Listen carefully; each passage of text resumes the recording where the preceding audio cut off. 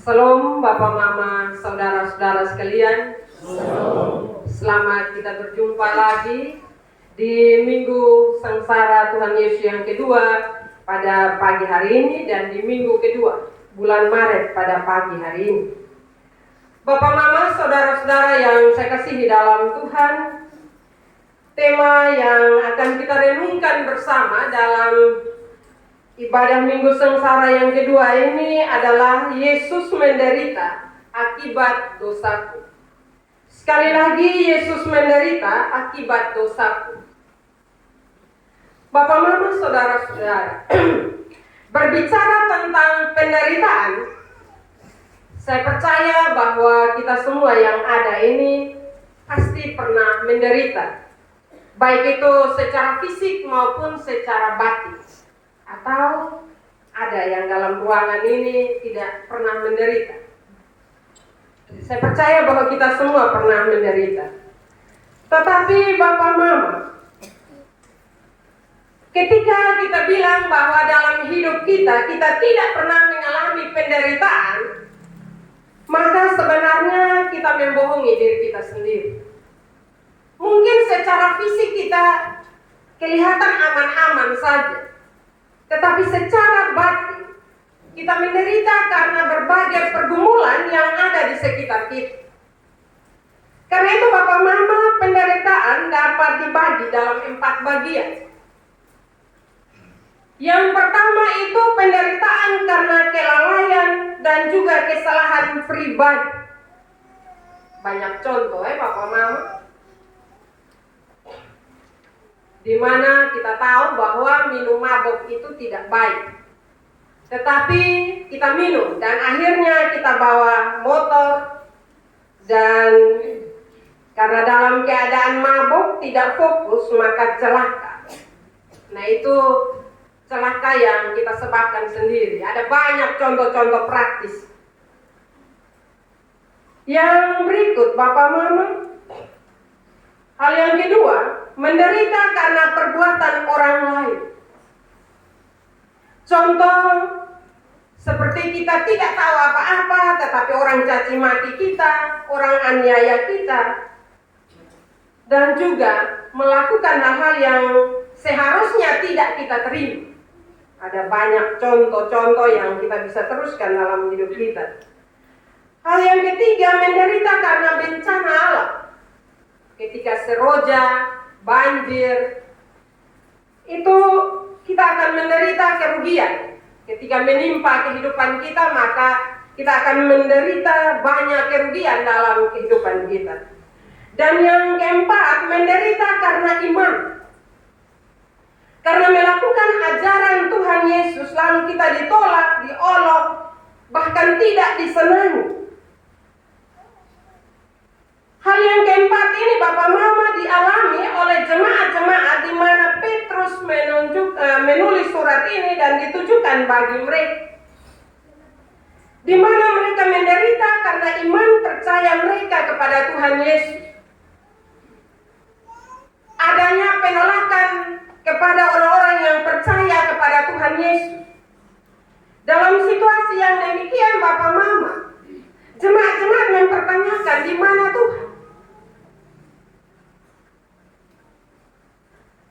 Dalam situasi yang tidak menentu, dalam kebimbangan, ketakutan, dan keraguan itulah Rasul Petrus menulis surat ini untuk memberi penguatan bagi mereka, agar mereka tetap beriman kepada Tuhan Yesus. Kenapa Bapak Mama? Karena penderitaan jemaat Kristus adalah bagian dari proses iman percaya mereka. Dari hal ini kita belajar Bapak Mama, bahwa kita yang percaya kepada Tuhan Yesus itu tidak mudah juga. Karena pasti kita mengalami berbagai penderitaan dalam kehidupan kita. Tetapi sebagaimana Rasul Petrus menguatkan jemaat-jemaat pada waktu itu, firman ini juga menguatkan kita. Kenapa Bapak Mama? Karena Tuhan Yesus yang kita sembah adalah pribadi yang dibenci oleh dunia. Dunia merasa terganggu dengan ajaran Tuhan Yesus. sehingga mereka bersepakat untuk membunuh. Yesus mengajarkan atau memberitahukan kebenaran, dan untuk mencapai kebenaran itu Bapak Mama harus mulai dari menyingkapkan dosa untuk dibaharui dan diselamatkan. Karena itu Bapak Mama, Yesus yang kita percaya itu ditolak oleh dunia.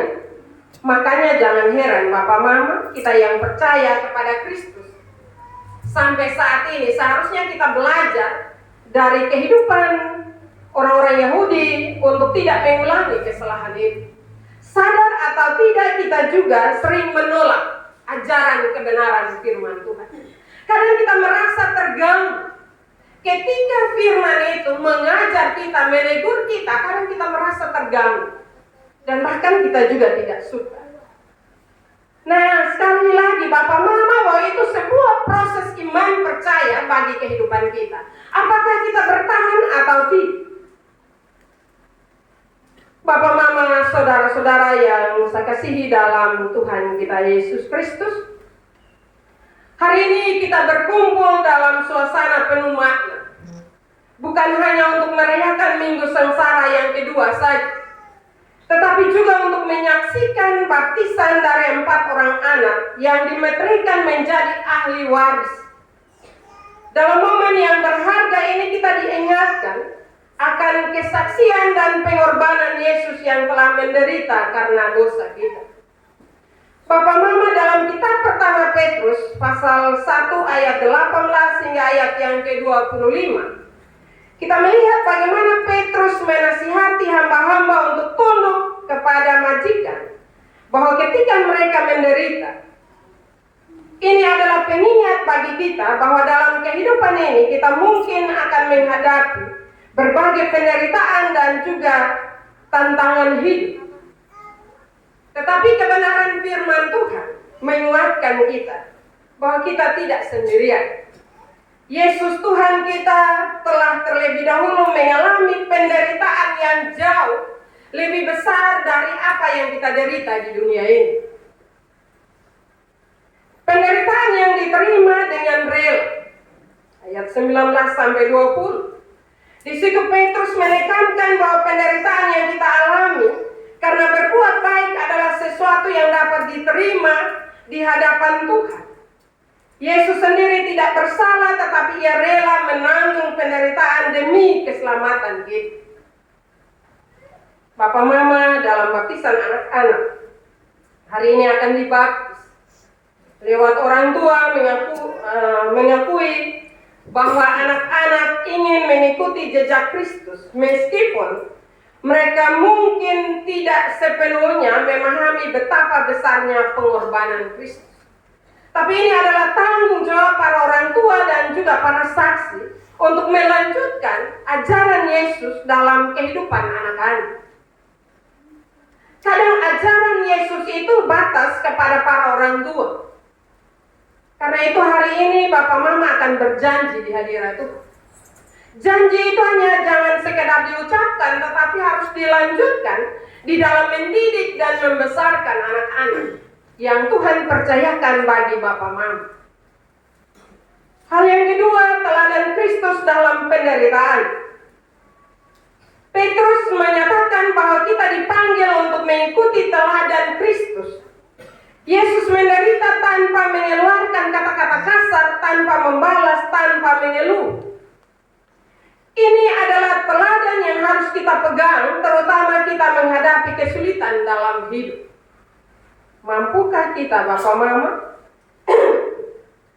ketika kita percaya kepada Kristus dan kita mengalami berbagai penderitaan dan tantangan, apakah kita mampu menjalaninya dengan tanpa mengeluh, tanpa balas?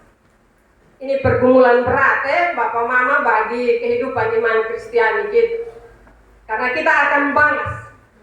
Orang omong kasar dengan kita, pasti kita akan balas. Karena itu belajar dari kebenaran firman ini. Kita sebagai pengikut Kristus, kesabaran, ketabahan harus kita miliki dalam kehidupan kita. Bapak mama demikian juga dalam kehidupan anak-anak, orang tua yang membawa anak-anak untuk dimetrikan. Orang tua haruslah menjadi contoh dan teladan yang baik bagi anak-anak. Kemarin saya bilang dalam pengembelaan bahwa anak-anak akan membaca apa yang orang tua lakukan, dan itulah yang akan dia lanjutkan dalam kehidupannya.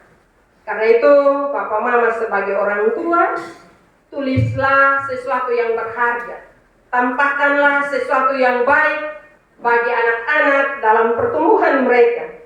Maka Bapak Mama akan bersukacita, karena anak akan melanjutkan teladan orang tua melanjutkan teladan Tuhan Yesus dalam kehidupan keseharian. Hal yang ketiga, Yesus menanggung dosa kita. Ketika Yesus disalibkan, dia menanggung dosa-dosa kita di atas kayu salib. Dengan pengorbanannya, kita telah diselamatkan dan dipulihkan, termasuk anak-anak kita yang mau dibaptis. Kesadaran itu Bapak Mama harus ada dalam hidup kita. Kita ada hari ini karena ada pengorbanan yang besar. Yesus mengorbankan dirinya hanya untuk menanggung dosa kita. Pertanyaan bagi kita Bapak Mama, kalau Tuhan Yesus menanggung ketong pun dosa, kasih selamat ketong, sekarang ketong buat dosa terus-terus, tutup mata, soalnya mau tahu tentang kebenaran. Apakah Yesus mau mengampuni lagi kesalahan-kesalahan kita? Benar bahwa Yesus Maha Pengampun, tetapi bukan berarti kita seenaknya melakukan dosa terus-menerus dalam kehidupan kita.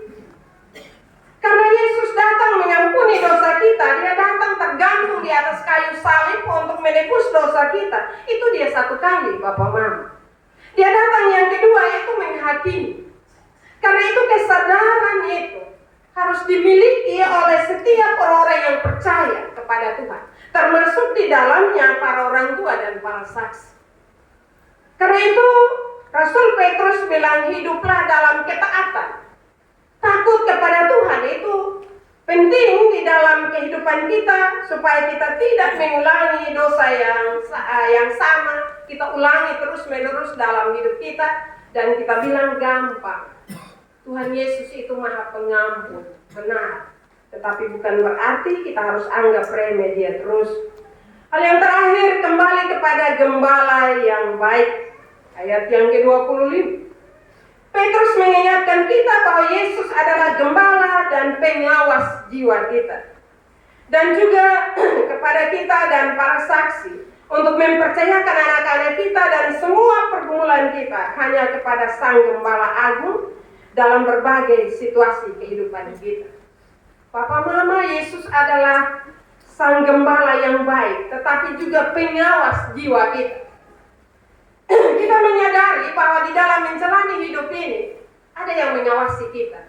Kalau di dunia ini Bapak Mama, di dunia kerja, kalau kita kerja dan ada orang, kita tahu bahwa ada orang yang mengawasi kita, pasti kita akan kerja dengan penuh kewaspadaan.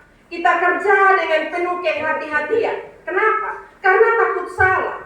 Nah, seharusnya dalam iman percaya kita kepada Tuhan Yesus juga demikian. Ketika kita diberi kebebasan untuk hidup di dunia ini, Bapak Mama, kita juga ada yang mengawasi kita. Karena itu kita perlu menjalani hidup ini dengan kebebasan, tetapi kebebasan yang bertanggung jawab. Karena ada orang yang mengawasi hidup kita, mengawasi perjalanan pergumulan kita. Karena itu hiduplah taat dan takut kepada Sang Gembala jiwa itu, Bapak Mama. Karena dia telah mengerjakan pengorbanan yang begitu besar, hanya karena kasih karunia-Nya untuk menyelamatkan kita. Siapkah kita memberi diri untuk digembalakan oleh Gembala Agung itu? Jawabannya saya kembalikan kepada kita masing-masing.